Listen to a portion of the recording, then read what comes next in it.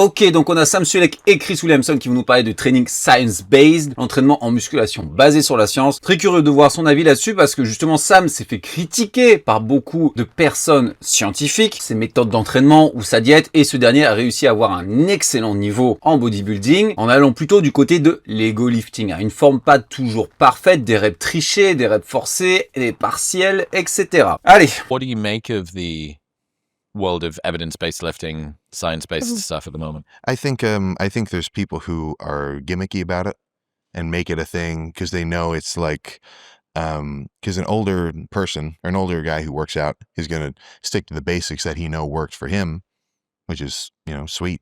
But, it's going to be harder for him to accept new ideas. So for a younger guy, it's kind of this like clout mentality of like, oh, I'm on the new wave train. But some of it's a little silly. I don't think all of it is. Ok. Bon, il faut savoir que l'entraînement basé sur la science n'est pas forcément super récent. Là, j'ai un livre qui a 20 ans, je crois. Voilà, juste là, qui me sert de support à ma caméra. Christian Thibaudeau, théorie et application des méthodes de force et de puissance moderne.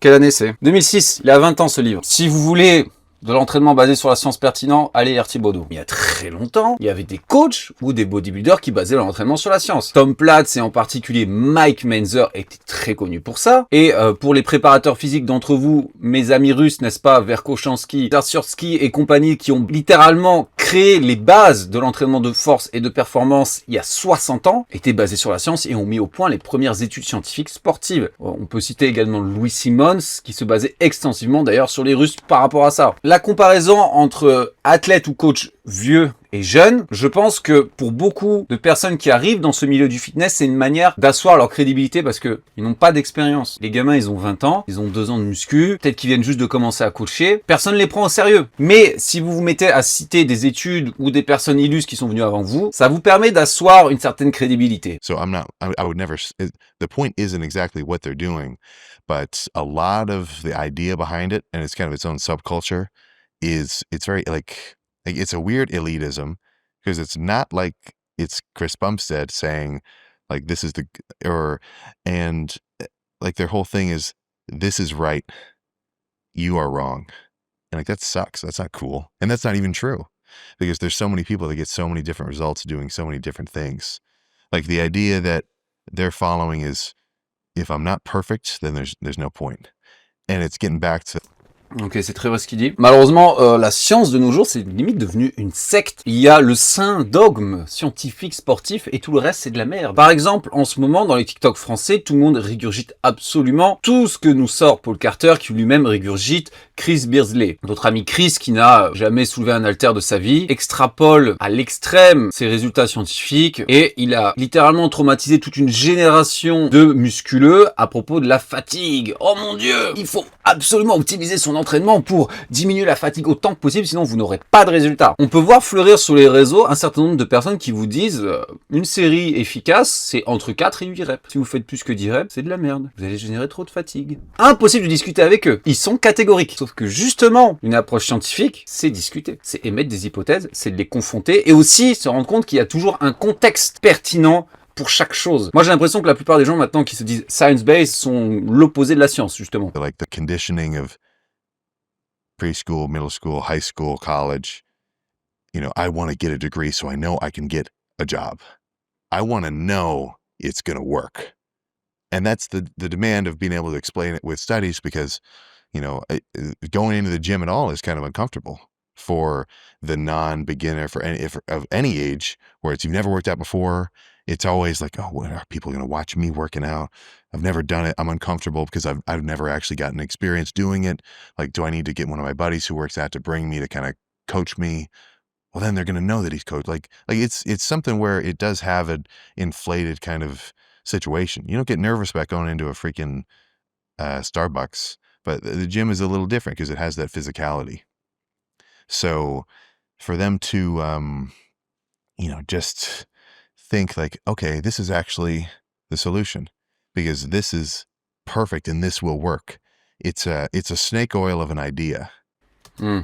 Je vois où il veut en venir. Ça peut donner de la confiance, de se dire ah, comme ça, c'est basé sur la science, ça marche, je vais avoir des résultats. Et ça, je pense que c'est juste le reflet de monde moderne, hein. Ok, on est plus connecté que jamais grâce au réseau, téléphone et tout ça, mais on n'a jamais autant déconnecté les uns que les autres. On a un déficit social. Les gens interagissent de moins en moins de manière sociale, sont de plus en plus renfermés sur eux-mêmes, et ça se voit à la salle. Très peu de gens parlent, la plupart ont leurs écouteurs, ils sont dans leur monde. Moi, quand j'ai commencé la salle, il y a 10 millions de personnes qui venaient me conseiller, on venait échanger, on venait se pousser. Maintenant, c'est plus la même histoire, quoi. Instead of a product. Because what do you mean there? Because the convincing point is that if you do it just like how we're saying to do it, we can guarantee that it will work for you. When really, I think the best guys who work out and lift, just what you call the best lifters, would be the ones who actually, get their hands on their own wheel and learn it for themselves, and then they get a deeper understanding. Because I could read a book about let's say for some reason I was raised in captivity, and I read a book that was like how to act normal. As much as I could read it, it would never translate to actually being a regular guy. Je pense qu'on a besoin de faire les choses pour mieux les saisir. J'aime bien cette anecdote de Robert Greene où pendant 3 ans, il a étudié le français à la fac et puis il a déménagé à Paris pour travailler en tant qu'écrivain et il s'est rendu compte qu'il savait pas vraiment parler français. Sauf que là, il était jeté dans le feu. Il était en France sans argent, il devait trouver un travail, sa copine était française et il devait juste simplement communiquer avec les gens autour de lui. Il a plus appris en 1 mois de galère à Paris qu'en 3 ans à la fac aux États-Unis. Et c'est pareil avec le sport.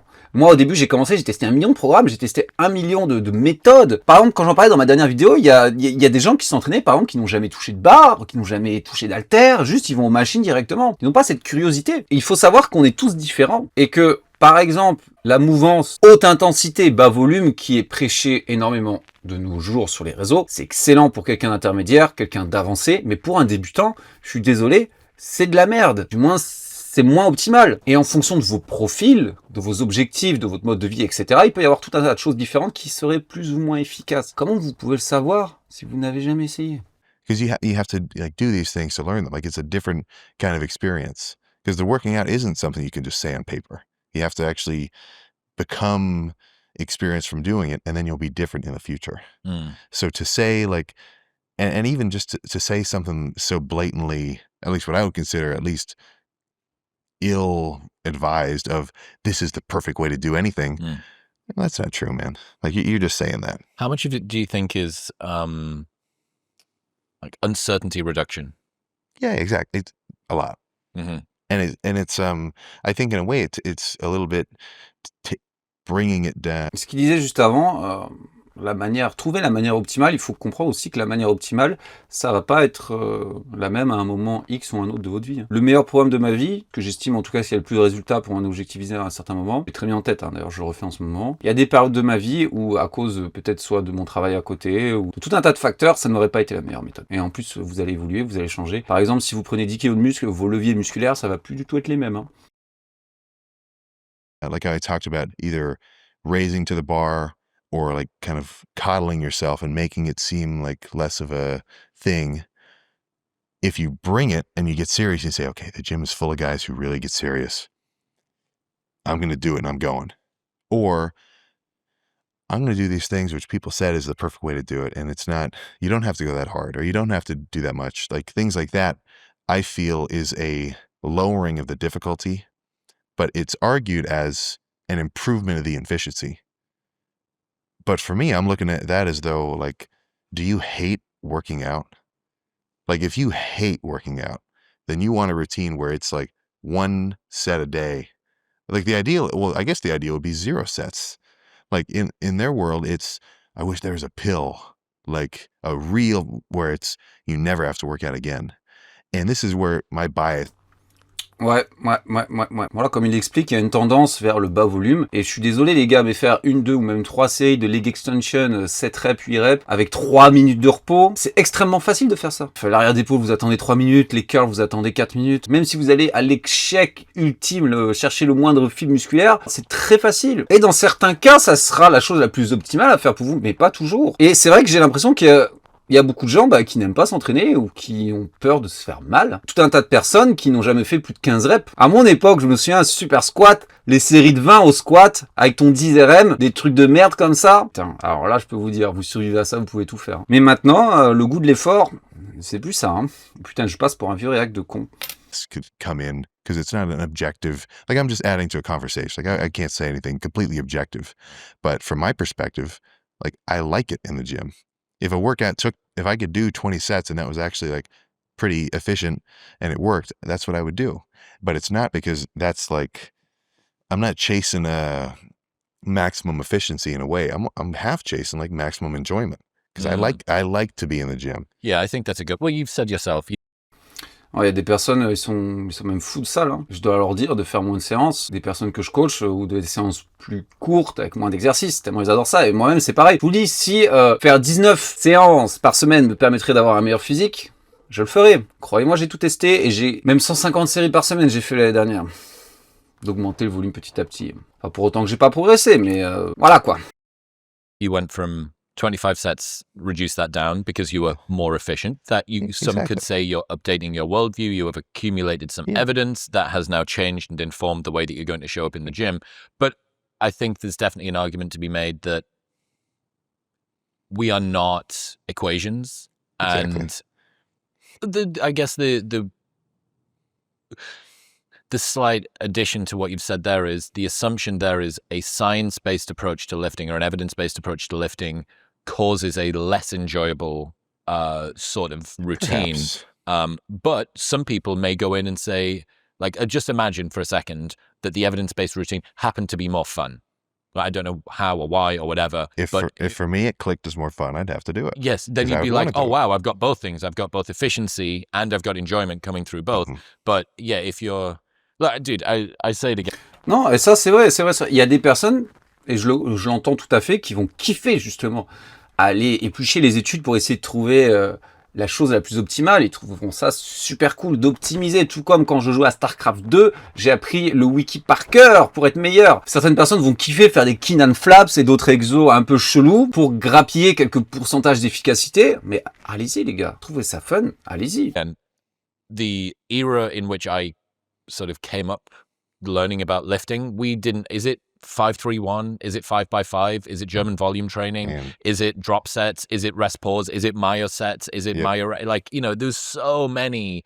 And ultimately, when you look across what most people's points of failure are for the normal lifter, for 99% of people that are going to the gym, which is still only like 3% of the population or something. So it's a tiny amount of a tiny amount.